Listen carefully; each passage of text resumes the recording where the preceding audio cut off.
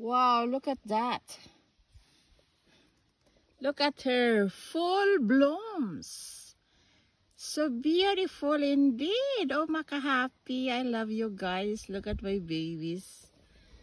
They are blooming beautiful this summer kahit walang dilig-dilig. We have no rain. The weather is cloudy, but there's no rain. Ayan, I love to flex with you my beautiful lilies in my garden, guys. I'm so happy and